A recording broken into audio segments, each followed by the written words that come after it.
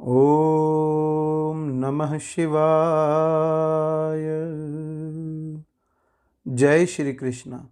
स्कंद पुराण के अनुसार कार्तिक महात्म्य। सांसर्गिक पुण्य से धनेश्वर का उद्धार, दूसरों के पुण्य और पाप की आंशिक प्राप्ति के कारण तथा मासोपवास व्रत की संक्षिप्त विधि। भगवान श्री कृष्ण कहते हैं, प्रिय, नारद जी के मुख से यह कथा सुनकर राजा पृथु के मन में बड़ा आश्चर्य हुआ।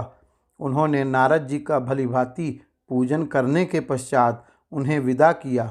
पूर्व काल में अवंतीपुरी में धनेश्वर नामक एक ब्राह्मण रहता था। वह क्रय विक्रय के कार्य में घूमता हुआ किसी समय महिष्मतीपुरी में जा पहुंचा, जहां पाप नाशिनी नर्मदा सदैव शोभा पाती है। वहां कार्तिक का व्रत करने वाले बहुत से मनुष्य अनेक गांवों से स्नान करने के लिए आए हुए थे। धनेश्वर ने उन सबको देखा और अपना सामान बेचता हुआ वह 1 मास तक वहीं रहा। वह प्रतिदिन नर्मदा के किनारे घूम घूम कर स्नान, जप और देवार्चन में लगे हुए ब्राह्मणों को देखता और वैष्णवों के मुख से भगवान विष्णु के नामों का कीर्तन सुनता था। इस प्रकार नर्मदा तट पर रहते हुए उसको जब 1 मास बीत गया, तब एक दिन अकस्मात उसे किसी काले सांप ने डस लिया। इससे विहल होकर वह भूमि पर गिर पड़ा। यमदूत उसे बांध कर ले गए और कुंभी पाक में डाल दिया। वहां उसके गिरते ही सारा कुंड शीतल हो गया, ठीक उसी तरह जैसे पूर्व काल में प्रहलाद जी को डालने से दैत्यों की जलाई हुई आग ठंडी हो गई थी। तदंतर यमराज इस विषय में पूछताछ करने लगे। इतने में ही वहां नारद जी आए और इस प्रकार बोले, सूर्यनंदन, यह नरकों का उपभोग करने योग्य नहीं है। जो मनुष्य पुण्य कर्म करने वाले लोगों का दर्शन, स्पर्श और उनके साथ वार्तालाप करता है, वह उनके पुण्य का 6वां अंश प्राप्त कर लेता है। यह धनेश्वर तो 1 मास तक श्रीहरि के कार्तिक व्रत का अनुष्ठान करने वाले असंख्य मनुष्यों के संपर्क में रहा है, अतः यह उन सबके पुण्यांश का भागी हुआ है। इसको अनिच्छा से पुण्य प्राप्त हुआ है, इसलिए यह यक्ष की योनि में रहे और पाप भोग के रूप में सब नरकों का दर्शन मात्र करके ही यम यातना से मुक्त हो जाए। प्रिय, यों कहकर देव ऋषि नारद चले गए। जब प्रेतराज ने धनेश्वर को नरकों के समीप ले जाकर उन सबको दिखलाते हुए कहा, धनेश्वर, महान भय देने वाले इन घोर नरकों की ओर दृष्टि डालो। इनमें पापी पुरुष सदा दूतों द्वारा पकाए जाते हैं। इन नरकों के पृथक पृथक 84 भेद हैं। तुम्हें कार्तिक व्रत करने वाले पुरुषों का संसर्ग प्राप्त हुआ था। उससे पुण्य की वृद्धि हो जाने के कारण ये सभी नरक तुम्हारे लिए निश्चय ही नष्ट हो गए हैं। इस प्रकार धनेश्वर को नरकों का दर्शन कराकर प्रेतराज उसे यक्षलोक में ले गए। वहां जाकर वह यक्ष हुआ। वही कुबेर के अनुचर धन यक्ष के नाम से प्रसिद्ध हुआ। सूत जी कहते हैं, इस प्रकार अपनी अत्यंत प्रिय सत्यभामा को यह कथा सुनाकर भगवान श्री कृष्ण संध्योपासन करने के लिए माता के घर में गए। ब्रह्मा जी कहते हैं, नारद, यदि कार्तिक व्रत करने के लिए अपने में सामर्थ्य ना हो तो अन्य उपाय से भी इसका फल प्राप्त हो सकता है। ब्राह्मण को धन देकर कार्तिक व्रत के उत्तम फल को ग्रहण करें। शिष्य से, भृत्य वर्ग से, स्त्रियों से अथवा अपने किसी विश्वास पात्र मनुष्य से भी व्रत का पालन कराएं। ऐसा करने से भी मनुष्य फल का भागी होता है। नारद जी ने पूछा, पितामह, ये कार्तिक व्रत थोड़े परिश्रम द्वारा साध्य होने वाला और महान फल देने वाला है, तो भी मनुष्य इसे क्यों नहीं करते हैं? ब्रह्मा जी ने कहा, काम, क्रोध और लोभ के वशीभूत होने वाले मनुष्य व्रत आदि धर्म कृत्य नहीं कर पाते। जो इनसे मुक्त है वे ही धर्म कार्य करते हैं। इस पृथ्वी पर श्रद्धा और मेधा, ये 2 वस्तुएं ऐसी हैं जो काम, क्रोध आदि का विनाश करने वाली हैं।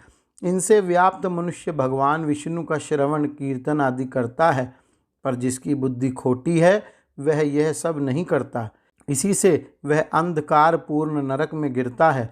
पढ़ाने से, यज्ञ कराने से और एक पंक्ति में बैठकर भोजन करने से मनुष्य दूसरों के किए हुए पुण्य और पाप का 1/4 भाग प्राप्त कर लेता है।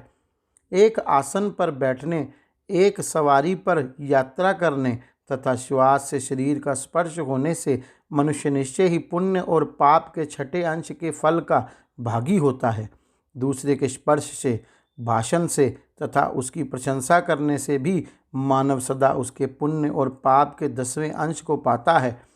दर्शन और श्रवण से अथवा मन के द्वारा उसका चिंतन करने से वह दूसरे के पुण्य और पाप का शतांश प्राप्त करता है। जो दूसरे की निंदा करता है, चुगली खाता है तथा उसे धिक्कार देता है, वह उसके किए हुए पातक को स्वयं लेकर बदले में उसे अपना पुण्य देता है।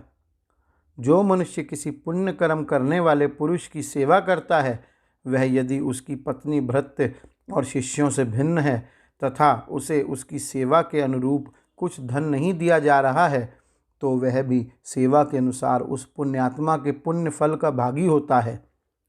जो एक पंक्ति में बैठे हुए पुरुषों को रसोई परोसते समय छोड़कर आगे बढ़ जाता है, उसके पुण्य का छठा अंश वह छूटा हुआ व्यक्ति पा लेता है। स्नान और संध्या आदि करते समय जो दूसरे का स्पर्श अथवा दूसरे से भाषण करता है, वह अपने कर्म जनित पुण्य का छठा अंश उसे निश्चय ही दे डालता है। जो धर्म के उद्देश्य से दूसरों के पास जाकर धन की याचना करता है, उसके उस पुण्य कर्म जनित फल का भागी वह धन देने वाला भी होता है। जो दूसरों का धन चुराकर उसके द्वारा पुण्य कर्म करता है, वहाँ कर्म करने वाला तो पापी होता है तथा जिसका धन चुराकर उस कर्म में लगाया गया है, वही उसके पुण्य फल को प्राप्त करता है। जो दूसरों का ऋण चुकाए बिना मर जाता है, उसके पुण्य में से वह धनी अपने धन के अनुरूप हिस्सा बटा लेता है। जो सलाह देने वाला, अनुमोदन करने वाला, साधन सामग्री देने वाला तथा बल लगाने वाला है, वह भी पुण्य पाप में से छठे अंश को ग्रहण करता है। प्रजा के पुण्य और पाप में से छठा अंश राजा लेता है। इसी प्रकार शिष्य से गुरु, स्त्री से उसका पति और पुत्र से उसका पिता पुण्य पाप का छठा अंश ग्रहण करता है।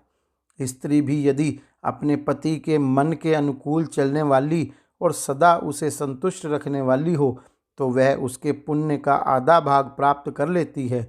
जो दूसरे के हाथ से दान आदि पुण्य कर्म करता है, उसके पुण्य का छठा अंश वह करता ही ले लेता है।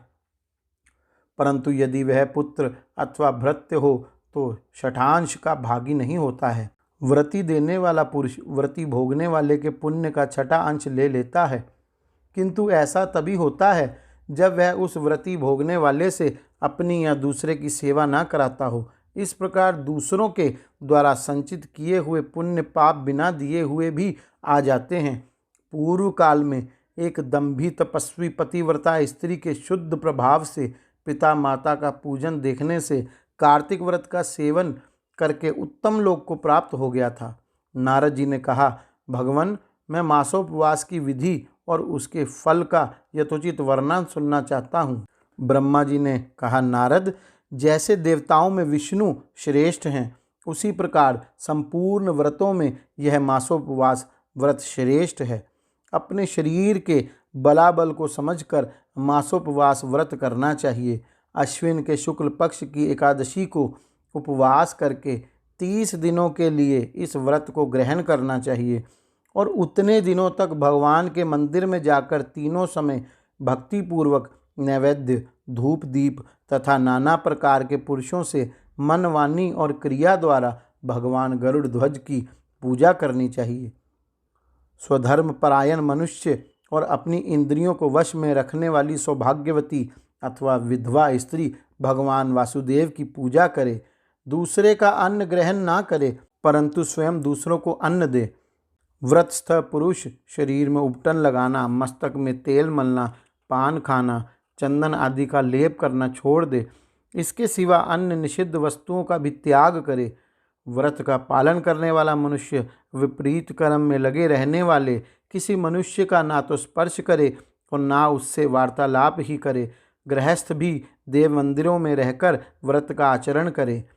यथोक्त विधि से मासोपवास व्रत पूरा करके द्वादशी में परम पवित्र भगवान विष्णु का पूजन करें, दक्षिणा दे। मासोपवास के अंत में 13 ब्राह्मणों का वर्ण करके वैष्णव यज्ञ कराएं।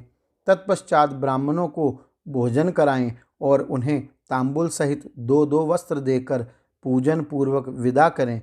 इस प्रकार मासोपवास की विधि बताई गई है। गौरी शंकर भगवान की जय। जय श्री कृष्ण।